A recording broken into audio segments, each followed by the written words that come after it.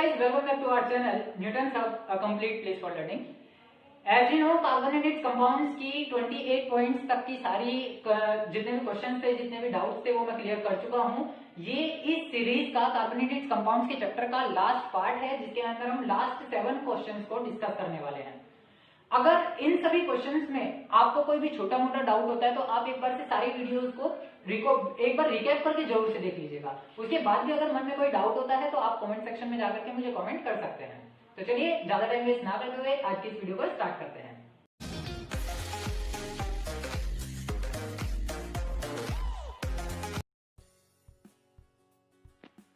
तो guys, point number 29, देखिए अभी तक हम टोटल 28 पॉइंट्स कंप्लीट कर चुके हैं, जो कि कार्बन एंड इट्स कंपाउंड्स के लिए बहुत ज़्यादा इंपॉर्टेंट पॉइंट्स थे। आपके सारे कॉम्पिटिटिव लेवल के एग्जाम्स में और बोर्ड के पॉइंट ऑफ व्यू से भी ये सारे पॉइंट्स इंपॉर्टेंट हैं।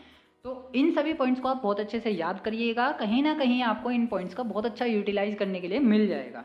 तो पॉइंट नंबर 29 को हम स्टार्ट करते हैं कि समावयवता का गुण पाया जाता है। समावयवता होती है आइसोमेरिज्म। देखिए समावयवता क्या है? आइसोमेरिज्म। और आइसोमेरिज्म को हमेशा ही केवल ऑर्गेनिक कंपाउंड शो करते हैं। जितने भी कार्बनिक यौगिक हैं उनके अंदर क्या होता है? आइसोमेरिज्म पाई जाती है। इसका मतलब ये हुआ, आइसोमेरिज्म क्या है? देखिए आइसोमेरिज्म होता है एक ही कंपाउंड का एक से ज़्यादा फॉर्म्स में पाया जाना या उसको लिखा जाना। कि मान लीजिए मेरे पास कोई एक कंपाउंड ए है, उसको मैं A1, A2, A3, A4 type से लिख पा रहा हूँ by the interchanging of the position of their bonds, या फिर नंबर ऑफ हाइड्रोजन एटम्स, या फिर डिफरेंट एटम्स की पोजिशन को चेंज करके उनकी स्ट्रक्चर को हम चेंज करके क्या कर सकते हैं? उनके बहुत सारे एक तरीके से ऑल्टरनेटिव्स बना सकते हैं। तो वो क्या कहलाती है? आइसोमेरिज्म कहलाती है, जिसको हिंदी में समावयवता बोला जाता है, जो केवल ऑर्गेनिक कंपाउंड्स में यानी कार्बनिक यौगिक में ही पाई जाती है।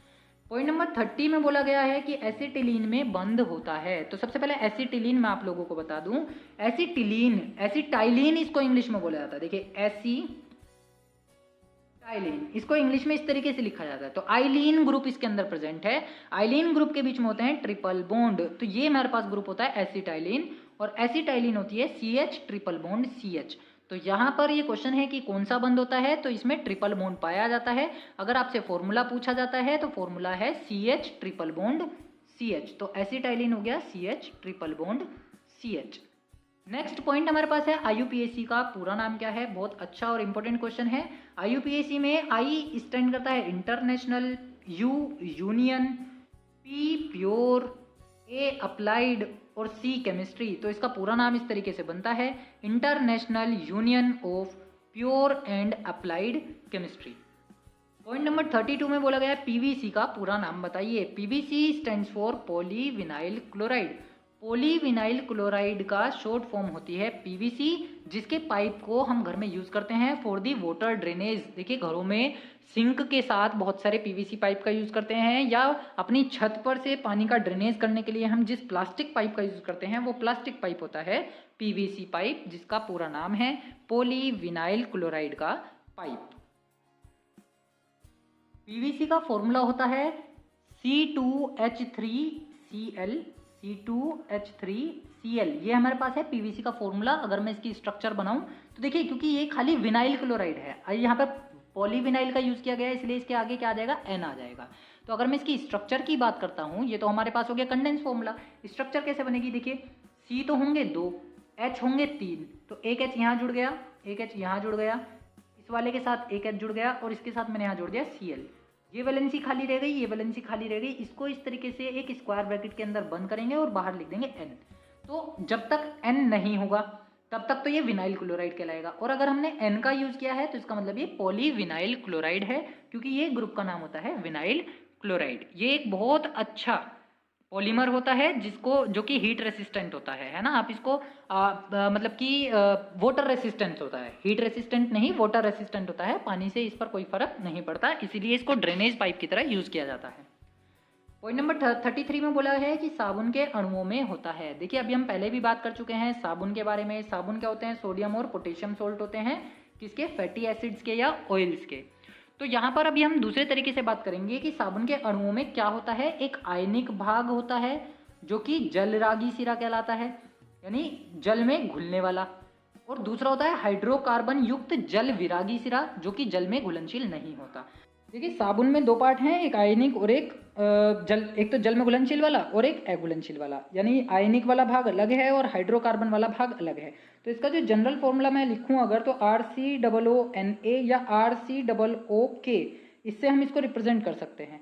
तो ये वाला जो पार्ट है ये हाइड्रोकार्बन पार्ट है, ठीक है। ये हाइड्रोकार्बन पार्ट जल में अघुलनशील होता है और सोडियम या पोटेशियम वाला जो पार्ट होता है ये जल में घुलनशील पार्ट होता है। तो जो अघुलनशील पार्ट है वो पानी की सतह के ऊपर आ जाएगा और जो घुलनशील वाला पार्ट है वो पानी की सतह में नीचे घुल करके हमारे अशुद्धियों के कणों को कपड़ों में से या मैल के कणों को बाहर निकालेगा।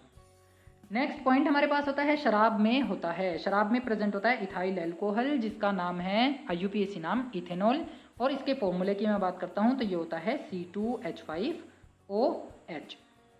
नेक्स्ट पॉइंट, अच्छा चलिए मैं इसकी स्ट्रक्चर अगर बनाने की कोशिश करूँ तो कैसे बनेगी। देखिए 2 कार्बन है, दोनों को हमें इस तरीके से जोड़ना है। टोटल 5 हाइड्रोजन हमें लगाने हैं। ये आ गया है मेरे पास टोटल 5 हाइड्रोजन, 1 2 3 4 और ये 5, और साथ में मुझे जोड़ना है OH, तो ये मेरे पास जुड़ गया है OH। तो इस तरीके से हम इसकी स्ट्रक्चर बना सकते हैं, जो कि इथाइल अल्कोहल यानी इथेनॉल की स्ट्रक्चर है। OH प्रेजेंट है जो कि हमें आइडेंटिफाई कराता है कि वहाँ पर जो ग्रुप होगा वो OL वाला होगा। नेक्स्ट और लास्ट पॉइंट इस सीरीज का 35, एल्कीन समजातीय श्रेणी का प्रथम सदस्य। एल्कीन की बात कर रहा है, यानी कि डबल बॉन्डेड वाली जो होमोलोगस सीरीज है उसका फर्स्ट मेंबर क्या है। तो देखिए एक कार्बन तो एग्जिस्ट नहीं करेगा कभी भी डबल बॉन्ड के साथ, क्योंकि इसकी टोटल 4 वैलेंसी होती हैं, तो हमें चारों वैलेंसी पूरी करनी होंगी। तो कुल मिलाकर के जो फर्स्ट मेंबर होता है इन सीरीज का वो डबल बॉन्डेड वाला होता है, जिसके अंदर 2 कार्बन प्रेजेंट हों और दोनों कार्बन की एक एक वैलेंसी ये, क्योंकि 1 2 3 वैलेंसी होगी और चौथी वैलेंसी ये। तो इस तरीके से जो फर्स्ट मेंबर हमें मिलता है एल्कीन सजातीय श्रेणी का वो होता है इथीन, जिसका फॉर्मूला होता है CH2 डबल बॉन्ड CH2। तो गाइज आई होप कि ये सीरीज आप लोगों को पसंद आई होगी और इसमें जितने भी पॉइंट्स मैंने आप लोगों को बताए हैं वो आपके सभी टाइप के कॉम्पिटिटिव लेवल्स के पॉइंट ऑफ व्यू से बहुत ज़्यादा इंपॉर्टेंट हैं। अगर आपको ये वीडियो पसंद आई है तो इस वीडियो को लाइक कीजिएगा, शेयर कीजिएगा और चैनल को सब्सक्राइब करना ना भूलें। आगे भी आप लोगों के लिए इसी टाइप के इन्फॉर्मेटिव वीडियोस मैं लाता रहूँगा, सभी चैप्टर्स के लिए कुछ इंपॉर्टेंट पॉइंट्स जो कि आप लोगों को हर कॉम्पिटिटिव एग्जाम में हेल्प करेंगे, मैं इसी तरीके से समझाने की कोशिश करता रहूँगा। तब तक के लिए आप लोग पढ़ते रहिए, बढ़ते रहिए। मिलेंगे नेक्स्ट वीडियो में नेक्स्ट कंटेंट के साथ। टाटा बाय बाय, सत श्री अकाल, शब्बा खैर।